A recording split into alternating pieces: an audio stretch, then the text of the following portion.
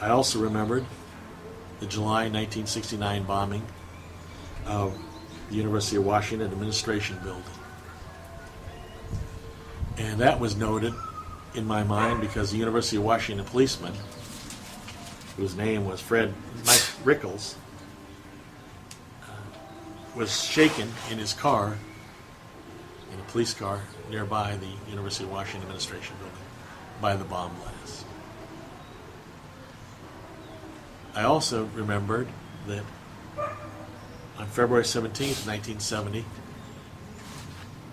the United States Courthouse in Seattle was trashed by an anti-war group.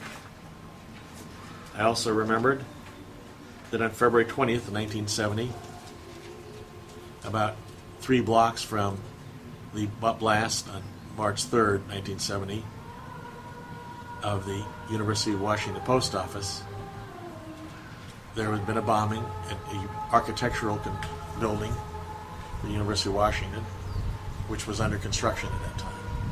And that one, on February, I believe it was February 20th, 1970, 2 bombs had been set. The first one exploded inside the building under construction of the University of Washington Architecture Building.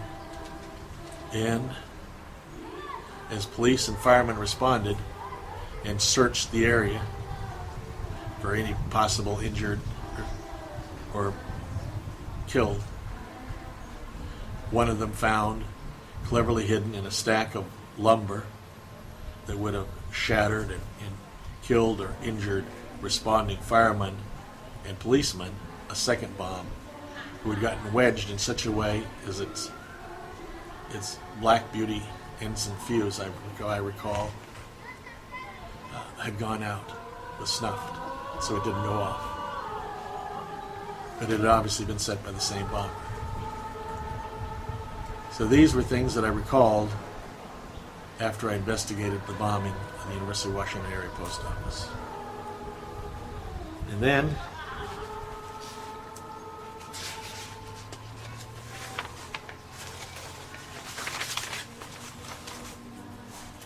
I read on March 6th, the next day, that Jeffrey Desmond had been dropped as a defendant in the bombing case.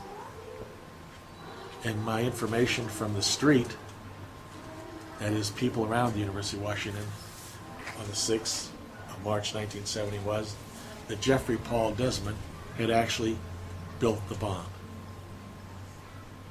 And I had looked carefully at the 4 men who were at that arraignment hearing in front of Judge Quigley, and had decided myself that the only person who had the necessary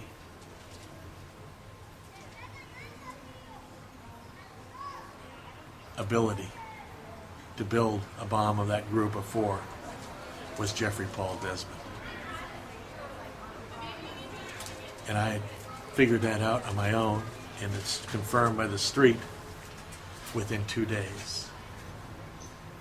And I knew that was very wrong, because I also knew that having the number of men that were Seattle police officers laying in wait at that post office was unrealistic, because I knew that there was only a 2-man Seattle Police Department car that patrolled that entire area around that edge of the University of Washington. And the reason was very simple. The University of Washington Police Department was like the 5th or 4th largest in the state of Washington at that time. They patrolled the campus and the area right around it.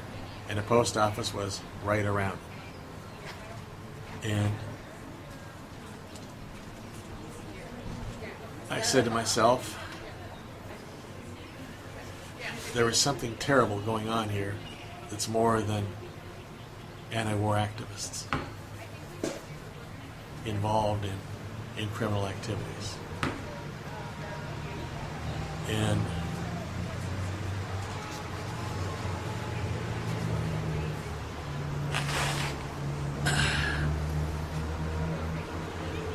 as a result of coming to that conclusion,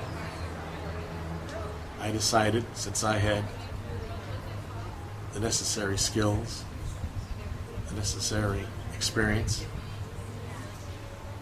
I was going to get to the bottom of the bombings that I've just described. The firebombing at the University of Washington ROTC Annex building, the dynamite bombing at the University of Washington Administration building, the dynamite bombs, of which one exploded at the architecture building under construction for the University of Washington, and the bombing of the U.S. Post Office, a block from the University of Washington. Part of the reason was that I designed and built and was in management of a very large live music venue, also a few blocks from the University of Washington. And because it's my nature to fight inequity, to right wrongs, whatever the personal cost.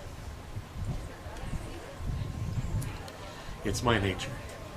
Today, I sit before you, an old, broken down, stroked out man. But I wasn't always old, broken down, or stroked out. I was once a warrior for my country.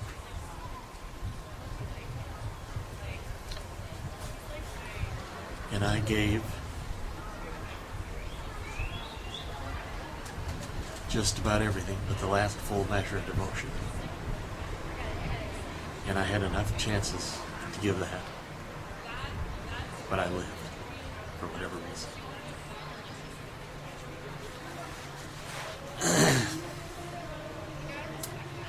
And so, by early April, I had figured out a plan to find out for certain if agents of the FBI and our other intelligence agencies had been criminally involved in bombings in the Seattle area. And the first thing I did in that connection was to cold call places that sold dynamite in Washington State. It took me less than an hour and a half to reach a woman at the Harvey Powder Company at the Snohomish County Airport,